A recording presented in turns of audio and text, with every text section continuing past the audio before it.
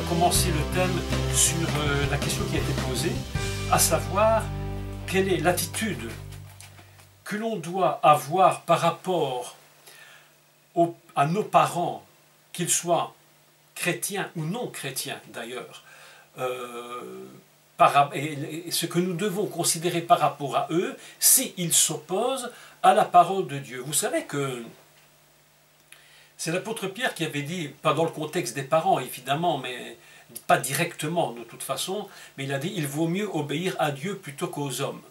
Évidemment, obéir à Dieu plutôt qu'aux hommes, ça veut dire que c'est d'abord Dieu en premier, le reste après.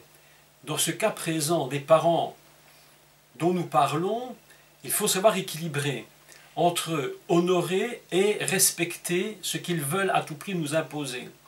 L'honneur et le respect qu'on leur doit est une chose, obéir à tout, et je dirais même parfois à des caprices, peut-être même à du chantage, parce qu'il y a du chantage qui se fait parfois. Si tu ne fais pas ce qu'on te dit, tu n'auras pas ceci ou tu n'auras pas cela, ou il t'arrivera ceci ou cela. Vous savez, on a connu dans les temps passés des serviteurs de Dieu, dont le nom m'échappe maintenant, mais qui avaient perdu toute une fortune, mais un héritage colossal, simplement parce que ses parents lui avaient dit « si tu continues de vouloir servir Dieu, et si tu veux donc être un serviteur à plein temps, tu seras déshérité de tous tes biens. » Et à l'époque, évidemment, on pouvait déshériter les enfants. Aujourd'hui, c'est un peu différent, encore que les lois sont en train de changer à ce niveau-là, j'ai entendu ça il y a quelques jours. Mais enfin, voilà qu'on pouvait déshériter. Donc ces gens ont tout perdu pour servir le Seigneur. Donc vous imaginez jusqu'où on peut aller. Donc je crois que honorer c'est une chose, mais maintenant tout accepter c'est autre chose. Donc je vais expliquer aujourd'hui en quelques mots, je vais essayer d'être assez clair par rapport à cela, qu'est-ce que veut dire honorer ses parents selon la Bible, selon la Torah. Pour comprendre honorer ses parents, on doit premièrement revenir au texte fondamental qui en parle. Vous savez que les 10 paroles que Dieu a données à Moïse, dans ces 10 paroles, la 5e, c'est « tu honores ton père et ta mère ». Je le lis d'ailleurs ici. Donc c'est dans le livre de l'Exode, donc dans Shemot, au chapitre 20, Kaf, et au verset 12, Yud Bet, honore ton père et ta mère, afin que tes jours se prolongent dans le pays que l'Éternel ton Dieu te donne. Voilà donc, ici, les 10 paroles sont très claires, et alors je voudrais parler un peu sur la place très intéressante où se trouve justement cette parole « honore ton père et ta mère » dans les 10 commandements. Elle n'est pas située n'importe où. Vous savez que on pourrait s'imaginer évidemment que les 10 commandements, en finalité, ce ne serait absolument rien d'autre qu'une suite qu'on aurait écrite concernant des règles avec des « tu feras » et une majorité de « tu ne feras pas », ce qui est déjà en soi très extraordinaire. Il y a plus de « tu ne feras pas » que de « tu feras ». Alors, bon, je ne vais pas aujourd'hui expliquer les 10 commandements, je crois que j'avais fait 2 cours sur les 10 paroles de Dieu à Moïse, il y a déjà au moins 2 ans, si pas plus. Vous pouvez les réécouter, même si tout n'a pas été dit, je pense que ce serait bien de recommencer, peut-être redévelopper le thème. Néanmoins, les 10 paroles qui ont été données à Moïse n'ont pas été écrites dans n'importe quel ordre. Il y a une suite tout à fait logique. Il y a 2 façons. Je ne vais pas évidemment aujourd'hui expliquer tous les 10 commandements, mais néanmoins, pour expliquer « honore ton père et ta mère », c'est très important d'expliquer l'endroit où il se situe.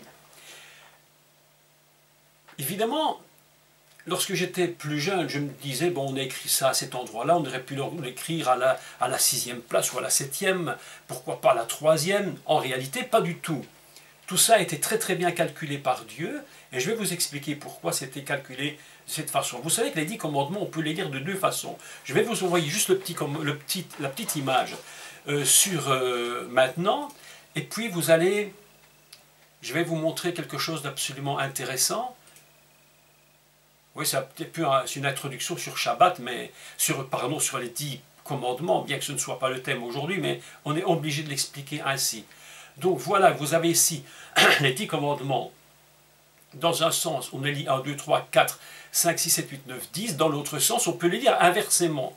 On peut les lire en partant du bas et en allant vers le haut, ce qui est déjà tout à fait étrange. Et vous allez remarquer que quelque chose est tout à fait surprenant, c'est qu'on les lit inversement. Et je vous avais expliqué déjà plusieurs fois que la Torah, c'est tout à fait surprenant, je pense, c'est probablement le seul livre au monde qui existe, qu'on peut lire dans un sens et dans l'autre sens.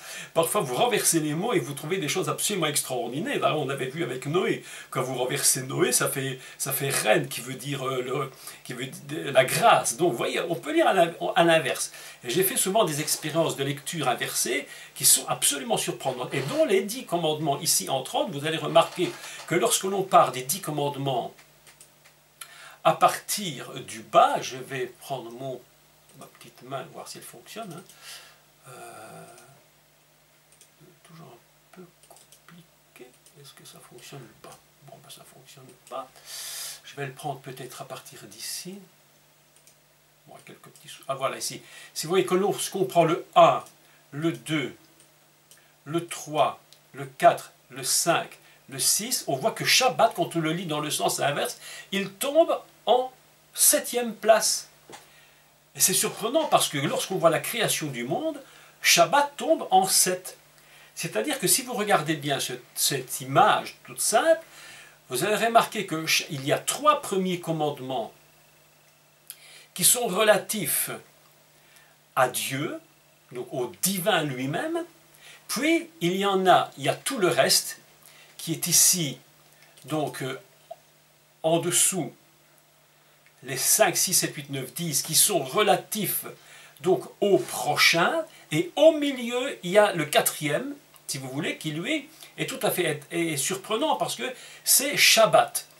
Et je ne vais pas expliquer tout ce qui avait été dit sur Shabbat, mais vous allez remarquer qu'il est en 4e position.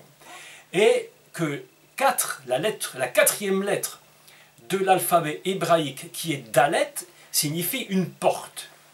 Alors, ce qui est tout à fait étrange, ou plutôt, pas étrange, mais plutôt génial, ce serait plus intelligent de dire génial, c'est que voilà que Shabbat, en 4e position, nous dit que, en fait, Shabbat c'est 4, et que 4 c'est Dalet, et que Dalet c'est une porte.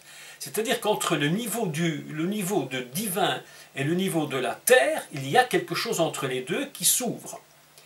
Et vous allez remarquer que c'est normal, en réalité, que Shabbat soit en 4, il ne pouvait pas être ailleurs qu'en 4, parce que d'un côté, par rapport au relatif qui est à Dieu, c'est lui qui le premier va ouvrir la porte du Shabbat, et puis ceux qui vont l'ouvrir par la suite dans l'autre sens, en partant de la terre vers le ciel, en partant vers Dieu, c'est l'humain.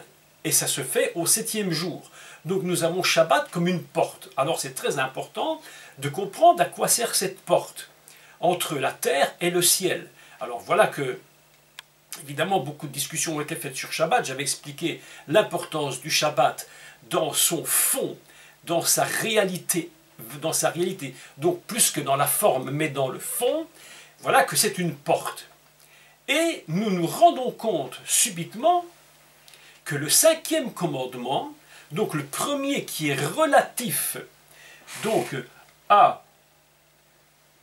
je dirais, qui va ouvrir, qui va être collé à Shabbat, à la porte qui communique avec le ciel, avec Dieu, le premier commandement c'est « Honore ton père et ta mère ». Alors je me suis dit, mais quand même, c'est un peu surprenant. Honore ton père et ta mère se trouve collé à la porte Shabbat. Je me suis dit, mais pourquoi? Parce qu'en réalité, je trouvais un peu étrange autrefois que ça puisse se trouver à cet endroit. Je me suis dit, mais pourquoi? Alors qu'en réalité, il se trouve que c'est quand même beaucoup plus important à nos yeux, à nous, de ne pas assassiner, de ne pas faire de faux témoignages, de ne pas mentir, de ne pas tromper, de ne pas convoiter. Ça, c'est quelque chose qui est extrêmement important. Est-ce que honorer ses parents, est-ce que c'est plus important que d'assassiner? Eh bien, pour nous, je me répète, je vais le dire autrement, ça, pour certains, ça peut paraître tout à fait secondaire, mais pour Dieu, c'est tout à fait fondamental. Que la première chose qui va ouvrir la porte du ciel à travers un repos de Shabbat, ce n'est sûrement pas de ne pas tuer, sûrement pas de ne pas voler, même si c'est très important, et vous serez d'accord avec moi de ne pas le faire, mais Dieu dit non, non, non, non, absolument pas. Le premier contact je veux que vous ayez avec moi, c'est au sujet de vos parents, père et mère. Si quelqu'un ne respecte pas, n'honore pas son père et sa mère, mes amis, je vous dis, clair et net, et c'est enfin moi qui le dis, c'est la Torah qui le dit, et Dieu à travers sa Torah, c'est que celui qui ne honore pas son père et sa mère, eh bien lui ferme immédiatement le principe Shabbat qui donne la paix, et que c'est cette paix qui nous permet de contacter Dieu. C'est tout à fait surprenant. D'ailleurs, vous savez tous, je suis convaincu aujourd'hui que tous ceux qui m'écoutent le savent, que Shabbat est si important, mais c'est si important que si nous n'avons pas de Shabbat, eh bien nous ne rentrons pas justement dans cette capacité de connaître Dieu. C'est pourquoi nous avons besoin d'avoir un véritable Shabbat de fond en nous, une paix profonde, c'est ce qui nous permet de connecter Dieu. Avez-vous remarqué qu'à chaque fois que quelqu'un est dans le stress, nous-mêmes d'ailleurs, dans des stress très compliqués, des choses difficiles, on a la sensation que quelque chose se ferme et que nous n'arrivons plus à contacter Dieu. Quelque chose est comme fermé. C'est pourquoi l'importance du Shabbat est très très grande. Et voilà que Dieu nous dit, attention, faites très attention. Je ne vous dis pas que c'est pas important de ne pas tuer ou assassiner. Non, non, c'est très important de ne pas le faire. Mais fondamentalement, la première chose que Dieu demande pour la connexion avec lui, c'est d'honorer son père et sa mère. Je me suis dit, mais c'est très surprenant. Et si important. Je ne sais pas si vous avez eu l'opportunité, mais ça vaut la peine de regarder. Cette émission qui passe sur la France, je crois, ou quelque chose comme ça, et je crois que cette émission s'appelle Ma famille a besoin d'aide. J'ai vu une émission ou deux, j'ai jeté un coup d'œil, et j'ai constaté qu'il y a un manque de respect, une violence extrême des enfants sur les parents, jusqu'à les insulter, les frapper même, les voler. Et je me suis dit, mais notre société, comment voulez-vous qu'elle puisse se connecter avec Dieu, alors que le fondement même de ce qui représente Dieu sur cette terre, c'est-à-dire le père et la mère, sont bafoués à un niveau tel je ne sais même pas si autrefois on aurait osé faire ce qu'on fait aujourd'hui. Moi personnellement, je le dis avec toute humilité, j'ai jamais été un enfant difficile quand j'étais jeune. Pas du tout, au contraire, je crois que j'étais assez respectueux de mes parents parce que bon, nous avions été élevés comme ça. Mais on n'aurait pas osé faire le 100 millième de ce qu'on voit aujourd'hui. Comment les enfants ne respectent plus les parents. Et la Torah est très dure. Elle est excessivement dure en ce qui concerne justement d'honorer ses parents, de ne pas résister, de ne pas aller contre eux. Alors je parle ici simplement du principe fondamental, puis je vais donner la réponse à laquelle qui m'a été posée. Comment agir? Vous savez qu'un enfant, pour vous dire que la loi était terrible, un enfant qui ne respectait pas ses parents pouvait être mis à mort. Mais vous imaginez. Alors, il y a un petit texte dans les Proverbes qui m'avait frappé il y a quelques années lorsque je l'avais lu. Il dit ceci: ne désire pas la mort de ton fils, car il y a encore de l'espoir. Voilà un texte magnifique. Donc d'un côté, Dieu nous dit ceci, et je vais lire quelque chose de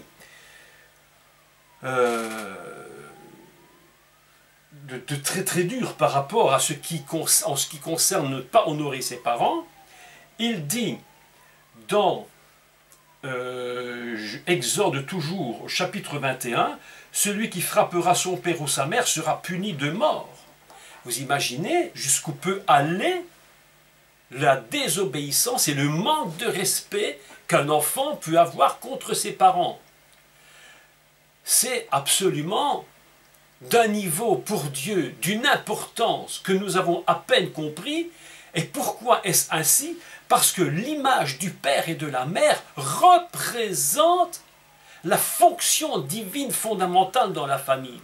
Et quand bien même nos parents, et c'est ici tout le secret, quand bien même nos parents ou des parents seraient eux-mêmes des non-croyants ou même des croyants, parce qu'il y a de tout, vous savez, dans l'Église, il y a de tout, il y a toutes sortes de personnalités, et que les parents seraient des gens très durs, très violents, même s'ils n'étaient pas de bons parents, ça ne nous oblige pas à ne pas avoir du respect. Ça ne nous empêche pas d'avoir le respect vis-à-vis de nos parents. Vous savez que, de toute façon, c'est clair. Je crois que nous le savons tous par expérience. Il n'y a pas d'école pour être des bons pères ou des bonnes mères. Ça n'existe pas. Il n'y a pas d'école pour être un bon mari ou une bonne épouse. Ça n'existe pas. On apprend sur le tas. Mais c'est vrai qu'il y a parfois des meilleurs maris ou des meilleures épouses, question caractère, et des parents également. Donc, en réalité, qu'est-ce que je veux dire par là? C'est que nous avons les parents que nous avons. Nous ne les avons pas choisis, ils sont ce qu'ils sont.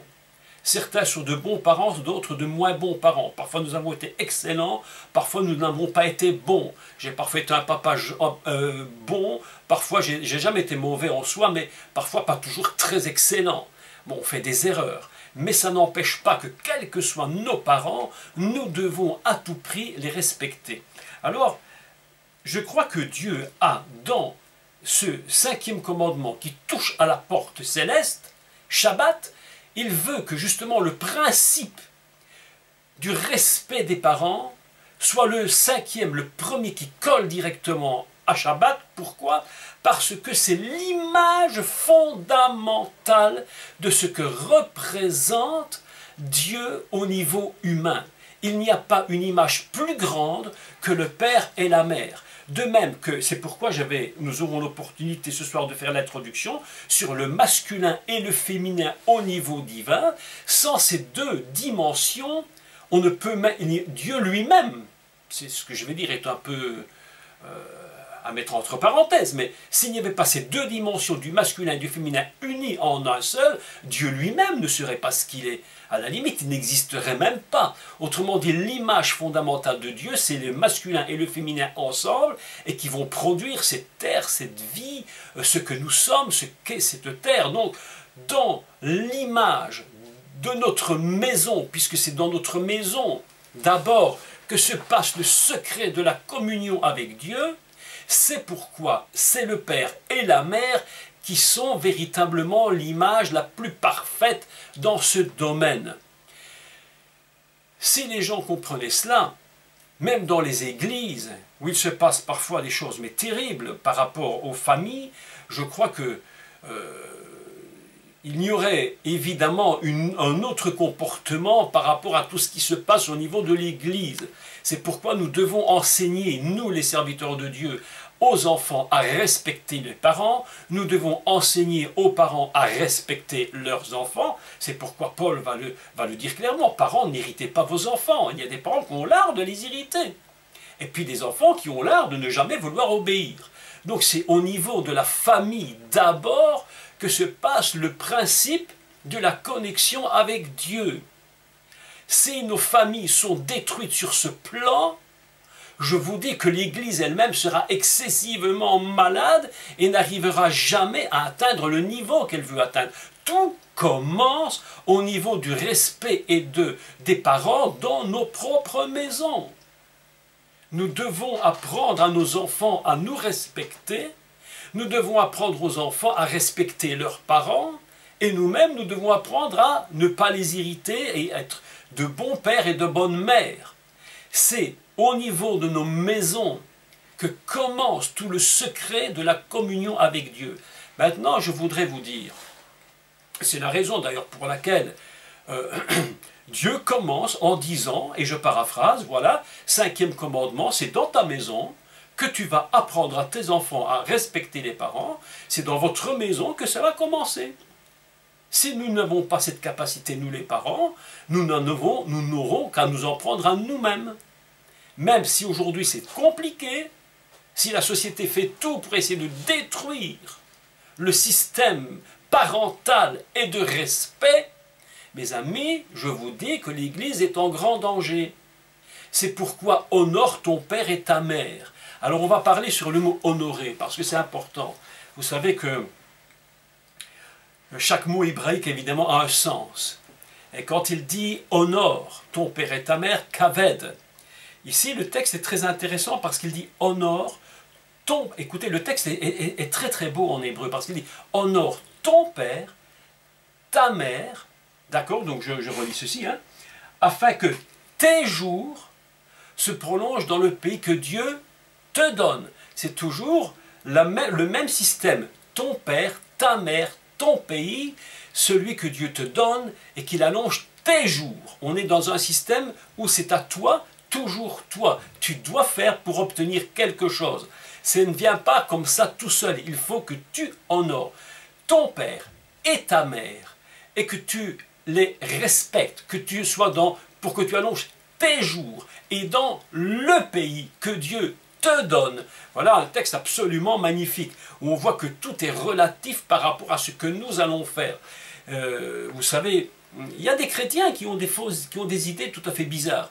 Ils croient que ce n'est pas parce qu'ils sont un jour venus à Jésus et convertis que tout est fait et tout est terminé. Non, il y a dans nos maisons, et surtout dans nos maisons, un travail qui doit être fait, construit, élaboré avec intelligence pour que nous puissions comprendre ces principes de la Torah.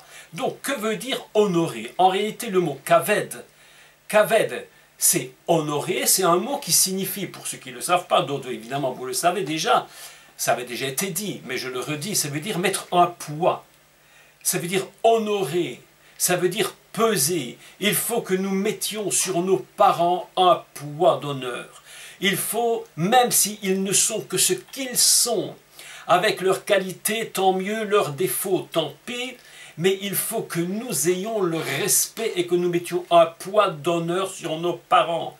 Vous savez, je vous l'ai dit tantôt, j'ai jamais été un enfant difficile, j'ai jamais été un fils qui vivait dans tout et n'importe quoi. On n'aurait pas osé d'ailleurs. Hein. Mais un jour, j'ai fait une chose que je regrette encore aujourd'hui, mais je ne peux plus la changer. C'est la seule fois de ma vie d'ailleurs, où j'avais dit quelque chose sur mon père qui n'était pas vrai. Qui n'était pas vrai. Et lorsque je suis rentré après, avec mon père, nous avions fait une sortie, bon je rentre pas dans les détails, et puis voilà. Et puis je suis rentré et j'ai dit à ma mère quelque chose sur mon père qui n'était pas vrai. Mes amis, j'ai regretté toute ma vie. Encore aujourd'hui, je dis, mais pourquoi ai-je agi ainsi? Aujourd'hui, mon père est décédé depuis déjà plus de 20-25 années. Et je me disais encore en réfléchissant à ce cours ce matin, à cette réponse, je dis, mais si papa était là, si mon père était là, la seule fois que je lui ai pas fait honneur, ou je l'ai même humilié devant ma mère, moi j'étais un jeune garçon d'une dizaine d'années, 10-12 ans, tout au plus. Je me suis dit, mais j'irai le voir aujourd'hui. Et je lui dirai, papa, écoute, voilà tel jour, tu te rappelles, il y a 40 ou 50 ans, voilà, j'ai dit ça sur toi, ce n'était pas juste. Je te demande de me pardonner. Je crois de tout mon cœur que mon père m'aurait pardonné. D'ailleurs, à la limite, il ne se souviendrait peut-être même plus. Mais j'ai compris une chose, c'est que si nous ne mettons pas un poids d'honneur sur nos parents, nous nous discréditons aux yeux de Dieu et nous nous fermons une porte. Aujourd'hui, il est trop tard pour moi de le faire, sinon de le faire dans mon cœur. Et Dieu sait que dans mon cœur, je l'ai fait avec sincérité. Mais dans la réalité, c'est trop tard. Mais mes amis, j'ai compris que nous devons mettre un poids kaved, c'est mettre un poids honneur, c'est un poids sur nos parents. Qui qu'ils soient, quoi qu'ils aient fait, qu'ils soient intelligents ou qu'ils le soient moins, qu'ils aient un standing, qu'ils n'en aient pas, qu'ils aient une grande intelligence ou pas du tout, nous devons absolument respecter qui ils sont, parce qu'aux yeux de Dieu, le niveau qu'ils représentent, c'est la divinité au milieu de nous. C'est eux qui nous ont engendrés.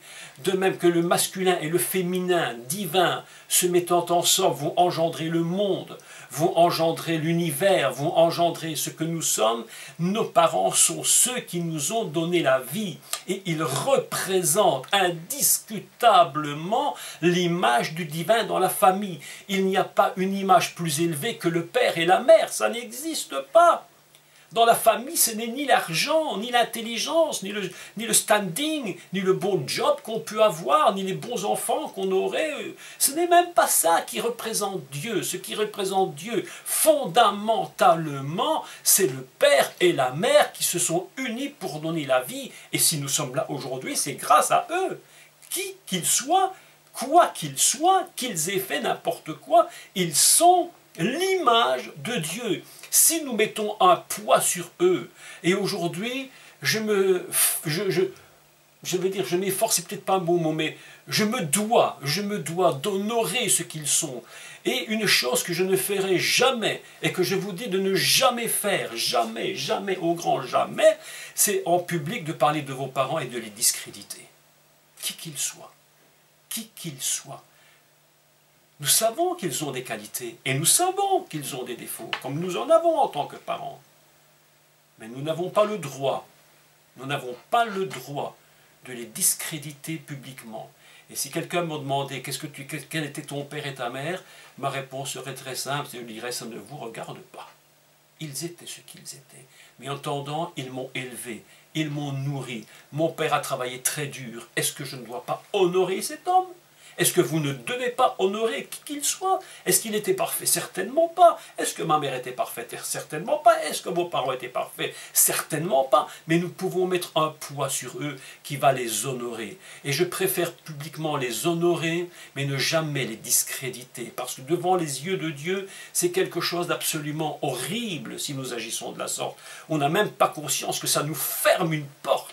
Et que toute la paix que nous devrions avoir, on ne se rend même pas compte, mais est en train de disparaître, et nous n'avons même plus contact avec Dieu tellement nous sommes mauvais contre eux. Mes amis, je vous dis, c'est pourquoi ce 5e commandement touche directement à la porte.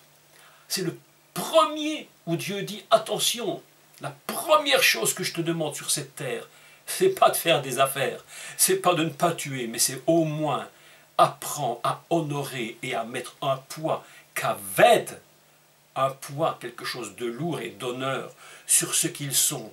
C'est absolument important. Vous savez, il y a un verset dans la Bible sur lequel aussi ce serait intéressant de discuter, c'est où il est écrit « Tu ne dévoileras pas la nudité de ton père, de ta mère, etc. etc. » Bon, vous connaissez ces textes. Et même le sacrificateur lui-même, lorsqu'il monte sur les marches, ne doit pas dévoiler sa nudité. Je me suis posé, pendant un temps, je me disais, qu'est-ce que ça veut dire? En réalité, la nudité représente la faiblesse. Il y a une faiblesse dans la nudité. Le vêtement nous cache. Le vêtement nous donne un statut. La nudité nous montre une sorte de faiblesse. Nous ne sommes pas là pour montrer les faiblesses des autres. Même le sacrificateur, je fais une parenthèse, écoutez bien ceci. Même le sacrificateur, lorsqu'il montait sur la marche, la Bible nous dit qu'il devait mettre des longs, comment on dit ça, des longs caleçons, pour qu'on ne voit pas sa nudité. Pourquoi? Parce que lorsque l'homme de Dieu fait son ministère, il représente Dieu. Il ne se représente pas en public dans sa faiblesse. Même si nous sommes faibles, nous le savons pour nous-mêmes. Mais publiquement, les gens, quand ils vont voir un homme de Dieu qui prêche ou quelqu'un qui fait le ministère, ils doivent reconnaître l'homme de Dieu qui est en train de faire son ministère pour Dieu. Et Dieu lui-même ne veut même pas que vous exposiez tout le temps vos faiblesses publiquement. J'avais un de mes amis qui était dans le ministère, un cher ami d'ailleurs, un très bon serviteur de Dieu. Et il avait pris cette habitude de toujours s'humilier publiquement et de raconter tous ses défauts. Jusqu'à un moment donné où je lui ai dit, mais pourquoi tu fais ça? Les gens viennent t'écouter pour entendre parler de la gloire de Dieu, tu parles toujours de tes défauts. Ne dévoile pas tout le temps ta faiblesse en public. Mes amis, lorsque nous sommes conscients de ce principe, ne dévoilons jamais les faiblesses de nos parents. Publiquement, ce n'est pas utile. Mettons plutôt un poids de gloire sur eux. Et maintenant, qu'est-ce qu'on peut dire par rapport à la question? voilà que nos parents, nous les honorons, malgré tout ce qu'ils sont. Mais voilà qu'ils sont totalement opposés à l'œuvre de Dieu. Et moi, ou la personne qui m'écrit, qui se reconnaîtra, elle dit, ben voilà, mes parents s'opposent à la parole de Dieu. Est-ce que vous savez qu'il n'y a pas que des incroyants qui s'opposent à la parole de Dieu? Il y a même des gens, entre guillemets, chrétiens, croyants, qui s'opposent à ce que leurs enfants servent le Seigneur, parce qu'ils avaient des grandes ambitions pour eux. Et comme ils avaient de grandes ambitions, ils se disent, mais si tu rentres dans le ministère, mais tu vas finir comme un pauvre clochard, tu n'auras rien, tu vas souffrir. Non, non, je ne veux pas de ça pour toi, je t'interdis. Combien de chrétiens se sont opposés à leurs enfants qui voulaient servir dans le ministère? Combien de chrétiens ont fait la guerre à leurs enfants? Combien de personnes, croyantes ou incroyantes, se sont opposées à ceux qui avaient accepté Christ dans leur vie? Eh bien, c'est là la différence qu'il faut faire. Et c'est ici la réponse, très importante. La différence qu'il y a entre honorer, parce qu'ils sont l'image du divin, quoi qu'ils soient, et le fait d'accepter tout ce qu'ils disent, parce qu'ils imposent leur roi par contrainte, par chantage ou par méchanceté, parce que vous êtes des enfants de Dieu, il faut faire la part des choses. Et c'est pourquoi j'avais cité le texte en premier où l'apôtre Pierre dit « Il vaut mieux obéir à Dieu qu'aux hommes ». Et l'apôtre Paul lui-même est dans un principe tout à fait extraordinaire où il préfère obéir à Dieu plutôt qu'aux hommes. Et vous vous souvenez de ce récit où Paul va reprendre violemment un des chefs du peuple, mais il ne savait pas que c'était le chef du peuple. Alors on lui dit « Mais comment? Est-ce que tu sais que tu parles au chef du peuple ?» Et Paul dit « Si je l'avais su, je ne l'aurais pas fait, je ne l'aurais pas dit, mais je ne savais pas qui il était. » Vous saisissez la différence? C'est absolument extraordinaire de comprendre quel est le respect que nous devons avoir pour quelqu'un, mais ce n'est pas ce respect qui nous empêchera de servir Dieu. Et là, nous devrons résister. Nous serons obligés de résister, parce que si nous ne résistons pas, eh bien évidemment, nous allons basculer hors de la volonté de Dieu. Et ce que Dieu demande de nous, c'est que nous lui obéissions à sa volonté, et en même temps, de ne pas jeter de discrédit sur nos parents, quoi qu'ils fassent. Alors ça, c'est absolument très très important pour que nous puissions fonctionner selon le cœur de Dieu. Nous avons besoin de comprendre ces principes très très très importants, parce que sinon, si par contrainte ou si par chantage, nous devions céder à nos parents, à nos familles, à ceux qui voudraient nous persécuter pour le nom du Seigneur, si par chantage nous devions leur céder, mes amis, nous perdrions crédit aux yeux de Dieu. C'est pourquoi je dis à cette dame qui écrit, ou à ce monsieur, je ne sais plus, « Honore ton père et ta mère, quoi qu'ils soient, mais surtout, continue de servir le Seigneur. S'ils ne sont pas d'accord, c'est leur droit. S'ils ne veulent même plus peut-être vous voir à la maison, c'est encore leur droit. Mais continuez de les honorer en tant que représentation du niveau divin qu'ils représentent. Mais en ce qui concerne l'obéissance, je dis nous ne pouvons pas leur obéir. C'est impossible. Sinon, nous allons perdre ce que Dieu nous demande. Et l'appel qu'il a mis sur notre vie, nous allons le perdre. Vous savez, on connaît tous peut-être dans nos familles des situations similaires. Mais je connais une famille d'ailleurs où le père s'était opposé à sa fille parce qu'elle voulait servir Dieu, mais elle a tenu tête. Elle a dit non, je servirai mon Dieu jusqu'au bout.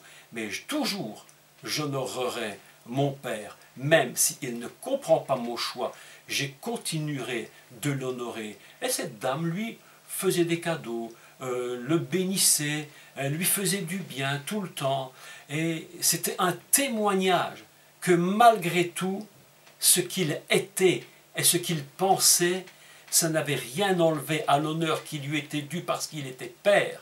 Mais d'un autre côté, elle a gardé l'appel de Dieu dans sa vie. C'est pourquoi faisons la différence entre honorer et obéir aveuglément à tout caprice il y a tout chantage de la famille, et surtout de nos parents. Donc voilà, ce matin, en quelques mots, pas très long, je voulais vous dire ce que je crois de très important dans ce domaine de l'honneur que nous devons à nos parents, mais de l'obéissance qui doit être limitée à ce que Dieu nous demande de faire pour lui ou d'être pour lui. Pour le reste, s'il nous demande des choses normales, nous pouvons évidemment et nous devons le faire dans la mesure de toute possibilité, soit que nous sommes encore chez nos parents, soit certains on les ont déjà quittés, sont mariés ou une vie, ou, bon, il y a toutes sortes de situations, mais de toute façon, si nous pouvons les aider et les bénir, c'est très important que nous le fassions, ce sera un grand témoignage. Et